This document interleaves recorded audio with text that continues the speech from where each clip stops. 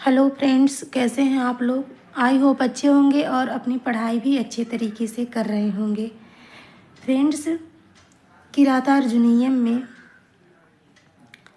34 श्लोक तक कंप्लीट हो गया है। सीरियल वाइज एक श्लोक से लेकर 34 श्लोक तक। और श्लोक से पहले मैंने जो भूमिका का भाग होता है उसको भी मैंने अच्छे से कवर कर दिया है। फ्रेंड्स, अगर आप चैनल पर नए हैं तो पुरानी वीडियोज़ को जो मैंने प्लेलिस्ट में भी कर दिया है, अच्छे से उसमें डाल दिया है, उसको आप पहले जा कर के अच्छे से देख लीजिए सीरियल वाइज। उसके बाद आप फिर 35वां श्लोक देखिए, आपको बहुत अच्छे से समझ में आएगा। फ्रेंड्स, चैनल पर नए हैं सब्सक्राइब कर लीजिए और बेल आइकन भी प्रेस कर दीजिए। इस तरह से कंटेंट आपको और कहीं किसी वीडियो में मिलने वाला नहीं है, सीरियल वाइज कंटेंट। और इसमें मैंने इधर उधर की फालतू बातें भी नहीं की हैं, खाली कंटेंट पे फोकस किया है। चलिए देखते हैं 35वां श्लोक। इसके पहले प्रसंग। भीम की दुर्दशा का वर्णन करके अब द्रौपदी अर्जुन की दयनीय स्थिति का चित्रण कर रही हैं। इसके पहले भीम की दुर्दशा का वर्णन उन्होंने 34वें श्लोक में किया। अब जो है अब अर्जुन की दयनीय स्थिति का चित्रण इस श्लोक में करेंगे, 35वें श्लोक में। ठीक है, चलिए देखते हैं। इसके पहले वंशस्थ छंद का, जैसा कि मैं हमेशा लक्षण बताती आई हूँ, इसके पहले तो जतौ तु वंशस्थमुदीरितं जरौ, जतौ तु वंशस्थमुदीरितं जरौ। जतौ मतलब जगड़ तगड़, मुदीरितम माने कहा जाता है, कहते हैं, जरौ झगड़ रगड़। ठीक है। विजित्य यः प्राच्यं यच्छदुत्तरान् कुरून् कुप्यं वसुवासवोपमः सवल्कवासांसि तवाधुना हरन् करोति मन्युं न कथं धनंजयः। विजित्य यह यानी कि जीत करके, यह कौन, जो अर्जुन है, अर्जुन के लिए आया है। प्राज्यम अच्छदुत्तरान मतलब उत्तर दिशा से, प्राज्य मतलब अर्जित करके, कुरु प्रदेश से, कुरु प्रदेश से, कुप्यम कुरून अकुप्यम, अकुप्यम वसु मतलब धन को, अकुप्यम मतलब सोना चांदी से संबंधित, वासवोपमः शवल्कवासांसी मतलब वह। और यहाँ पे जो सा, यहाँ पे सह के स्थान पे सा हुआ है, तो इसमें जो है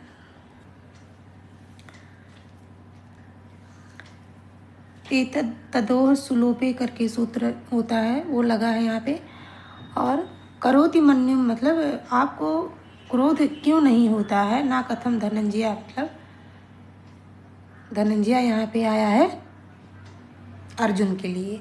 ठीक है, आइए हिंदी अनुवाद देखते हैं। इंद्र के समान पराक्रम वाले, वासवोपमः माने इंद्र, इंद्र के समान पराक्रम वाले जिस अर्जुन ने उत्तर कुरु देशों को जीत कर, ठीक है, उत्तरान कुरून, उत्तर कुरु देशों को जीत कर प्रभुत स्वर्ण एवं रजत रूपी संपदा, अकुप्य मतलब स्वर्ण एवं रजत रूपी संपदा आपको प्रदान किया था, वही अर्जुन अब आपके लिए वृक्ष की छाल के वस्त्रों को लाते हुए आपके क्रोध को कैसे नहीं उत्पन्न करता। द्रौपदी युधिष्ठिर से कह रही हैं कि जो अर्जुन पहले कुरु प्रदेश से सोने और चांदी को ले आता था वहाँ से जीत करके, और वही अर्जुन आज वृक्ष की छाल का वस्त्र पहन रहा है, इसको देख करके आपको क्रोध क्यों नहीं आता दुर्योधन के ऊपर, कि दुर्योधन के कारण हमारी ऐसी दुर्दशा हो गई है, हमारे भाइयों की ऐसी दुर्दशा हो गई है, आपको ये सब अपने भाइयों की दुर्दशा को देख करके आपको क्रोध क्यों नहीं आता। वही द्रौपदी युधिष्ठिर से कह रही हैं। आइए भावबोधियों व्याकरण को देखते हैं। वासवोपमः माने इंद्र के समान पराक्रम वाले। वासव इंद्र का नाम है। यह धनंजय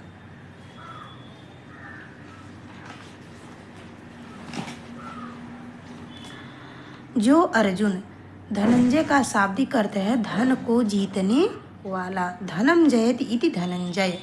धन शब्द पूर्वक जी जय धातु से संज्ञायाम भ्री त्रि व्री जिधारि सहित मिदमः सूत्र द्वारा व्यक्तिवाचक संज्ञा के अर्थ में खच प्रत्यय लगकर बने हुए धन और जय शब्द के बीच में धन के नकारोत्तरवर्ती आकार के बाद और जय के जकार के पहले अरुसिद जन्त्यस्य मुम सूत्र से मुम का आगम होकर प्रथमा विभक्ति एक वचन में धनंजय पद बनता है।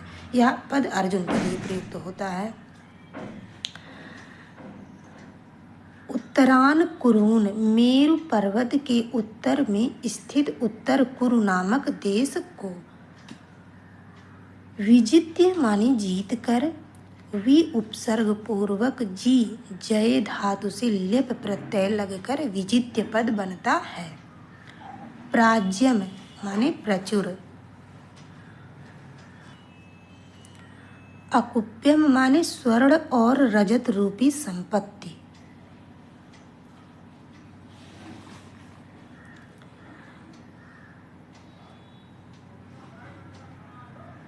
वसु माने धन को, अयच्छत माने प्रदान किया था। दाढ़ दाने धातु के लंग लकार प्रथम पुरुष एक वचन में अयच्छत रूप बनता है। दाढ़ दाने धातु के।